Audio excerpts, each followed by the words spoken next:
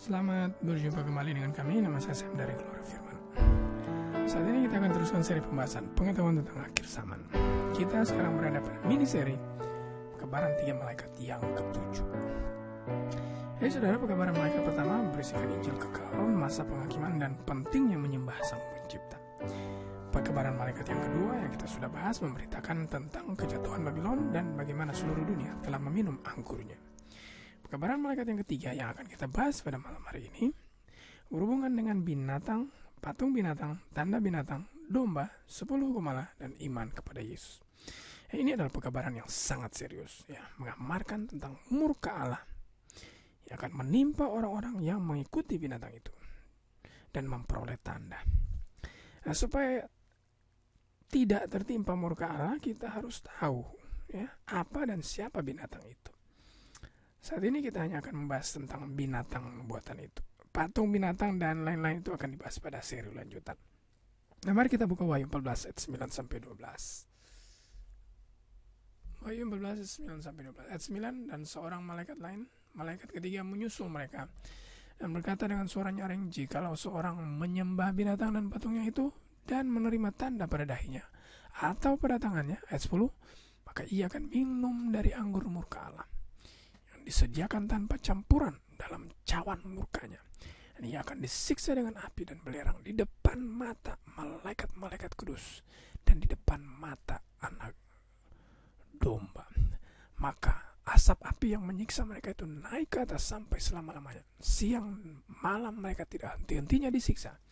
Itu mereka yang menyembah binatang serta patungnya itu, dan barang siapa yang telah menerima tanda namanya. Yang penting di sini ialah ketekunan orang-orang kudus yang menuruti perintah Allah dan iman kepada Yesus. Itulah pekabaran malaikat yang ketiga. Jadi intisarinya adalah kita harus tahu siapa binatang ini yang tidak boleh kita sembah agar supaya kita tidak mendapatkan murka Allah. Nah, untuk mengetahui binatang itu kita lihat saja pasal sebelumnya yang terdapat dalam pasal yang ke-13, Wahyu 13 ayat 1-10. Wahyu 13 1-10. Jadi saya tidak akan membaca semuanya, saya akan ambil ayat yang 1, 2, 5, dan 7 saja. Lalu aku melihat seekor binatang keluar dari dalam laut bertanduk 10 dan berkepala 7. Di atas tanduk-tanduknya terdapat 10 mahkota, dan pada kepalanya tertulis nama-nama hujat. Binatang yang kulihat itu serupa dengan macan tutul, dan kakinya seperti kaki beruang, dan mulutnya seperti mulut singa. Dan naga itu memberikan kepadanya kekuatannya dan tahtanya dan kekuasaannya yang besar. Ayat 5. Dan kepada binatang itu diberikan mulut yang penuh dengan kesombongan dan hujat. Padanya diberikan juga kuasa untuk melakukan 42 bulan lamanya. Ayat 7. Dan ia diperkenankan untuk berperang melawan orang-orang kudus dan untuk mengalahkan mereka. Dan kepadanya diberikan kuasa atas setiap suku, umat, dan bahasa dan bangsa. Jadi kalau kita baca juga di buku Daniel pasal yang ke-7, kita lihat pada buku Daniel pasal yang ke-7, saudara bisa membacanya, di mana di sini ada 4 binatang besar yang muncul dalam mimpi Nabi Daniel, itu singa, macan, beruang, dan naga. Saudara baca di sini singa, di sini ada beruang, di sini ada macan tutul, kemudian binatang yang keempat yaitu naga. Nah, pada binatang yang keempat itu muncul 10 tanduk Jadi di sini kan binatang yang keempat itu yang sangat dahsyat itu berbeda dengan binatang yang terdahulu, lagi pula bertanduk 10. Lalu tumbuh di antara 10 tanduk itu sebuah tanduk yang kecil. Sudah lihat di sini. Sementara memperhatikan tanduk-tanduk itu tampak tumbuh di antaranya satu tanduk yang kecil Nah, pada tanduk kecil ini tersebut ada mata dan mulut yang berperang melawan orang-orang kudus. Jadi inilah, lihat di sini ada mata manusia dan mulut yang menyombong. Ayo saudara baca dan saudara pelajari dengan seksama binatang pada Wahyu 13 tadi yang kita sudah baca, itu ayat sebelum daripada pekabaran malaikat yang ketiga. Ini sebetulnya sama dengan binatang yang keempat pada buku Daniel pasal yang ke-7 yang kita sudah lihat tadi. Binatang yang keempat ini semuanya sama. Sebagai informasi, hampir semua denominasi agama Kristen sepakat dengan interpretasi ini.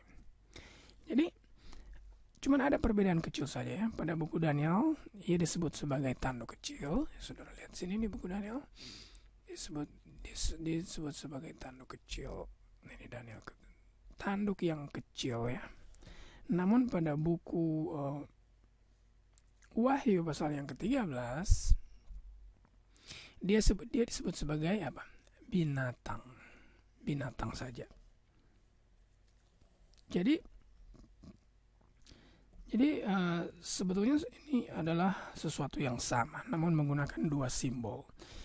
Jadi jika kita ingin tahu siapa tanduk kecil pada buku Daniel pasal yang ke-7, maka kita akan tahu siapa binatang pada buku Wahyu pasal 13. Dan secara otomatis kita juga akan tahu siapa binatang pada pekabaran malaikat yang ketiga, yang merupakan pekabaran amaran bagi manusia yang hidup di akhir zaman, saudara dan saya. Ya, kalau kita kembali ke Daniel pasal 7 ya, Daniel pasal 7. Jadi itu ada 4 bangsa ya, atau ada 4 binatang besar. Itu sebetulnya mewakili 4 bangsa ya, yang jatuh dan muncul dalam sejarah dunia, yaitu Babylon, Persia, Greka, dan Roma. Ini mulai dengan Babylon, di kerajaan di mana Nabi Daniel itu hidup. Nah, binatang yang keempat ini mengacu kepada kekaisaran Roma. Jadi ini adalah binatang keempat, disebutkan dalam ayat yang ke-7. Itu sebenarnya mengacu pada kekaisaran Roma yang memiliki 10 tanduk. Ini bertanduk 10. Nah, ke-10 tanduk itu mengacu kepada terbentuknya 10 negara. Setelah pecahnya kekaisaran Roma yang diartikan sebagai awal daripada negara-negara Eropa yang ada pada saat ini. Nah, kemudian muncullah tanduk kecil ya. Sudah lihat di sini, muncul tanduk kecil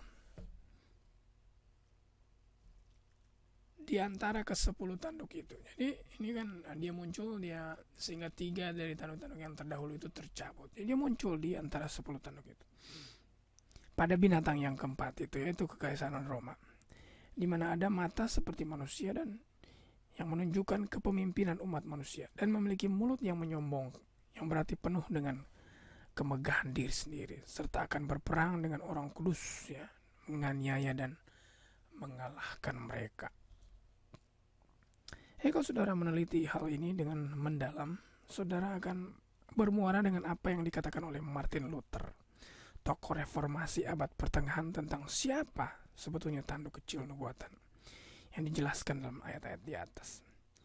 Jadi kalau saudara lihat, sini saya ambil tulisan dari assemblyofTrueIsrael.com. Ini adalah ranking pertama setelah saya Google tanduk kecil.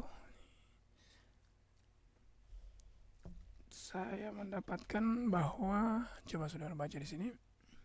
Martin Luther turned to the prophecies. By candlelight he read about the little horn, the man of sin, and the beast, and he was shocked as the Holy Spirit spoke to his heart.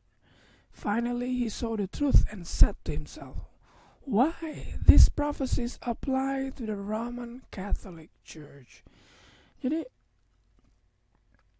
ya, kalau kita menyelidiki dengan seksama, selidiki sendiri, Martin Luther mengindikasikan tanduk kecil ini atau binatang ini adalah sebagai kekuasaan kepausan. Ya, sudah menjadi fakta sejarah bahwa kekuasaan kepausan itu muncul di tengah kekuasaan Roma.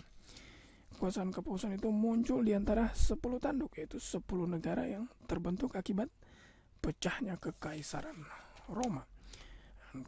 Dan kekuasaan kepausan juga muncul di Eropa, di mana 10 tanduk atau 10 negara ini berada. Dan kekuasaan kepausan juga memiliki mata seperti manusia, yaitu dipimpin oleh 1 orang, lalu memiliki mulut yang menyombong, yaitu mengaku memiliki kuasa atas dunia.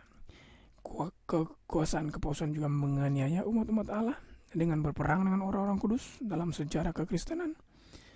Sehingga Martin Luther dan tokoh-tokoh reformasi lainnya mengidentifikasikan bahwa kuasa tanduk kecil atau binatang yang dijelaskan dalam buku Daniel pasal 7 dan Wahyu pasal 13, yang juga binatang pada pekabaran malaikat yang ketiga yang terdapat dalam buku Wahyu pasal 14 ayat 9, adalah kepausan atau gereja Roma atau Vatikan, di mana kekuasaan terpusat pada satu orang, pemimpin gereja Roma yang menyatakan diri sebagai penerus Rasul Petrus dan menyatakan induk atau pemimpin dari gereja-gereja Kristen.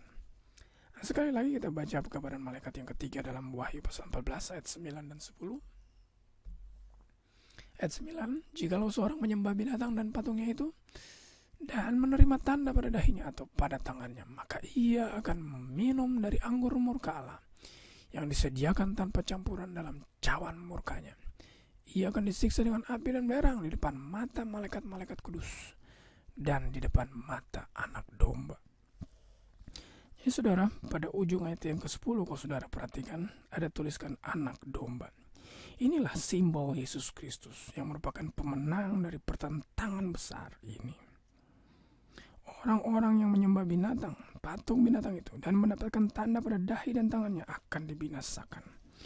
Panggilan terakhir anak domba Allah yang berupa pekabaran malaikat yang ketiga yang kita bahas pada malam hari ini, yang menggambarkan kita untuk keluar dari binatang ini, keluar dari doktrin yang melandaskan pada tradisi manusia, keluar daripada doktrin hasil interpretasi manusia, melihat kepada Yesus Kristus melalui Injil yang kekal miliknya, yaitu Alkitab yang menunjuk kepada anak domba Allah yang telah mati di kayu salib oleh karena dosa seluruh umat manusia, oleh karena kasih-Nya kepada saudara dan saya, agar kita boleh siap bagi kedatangan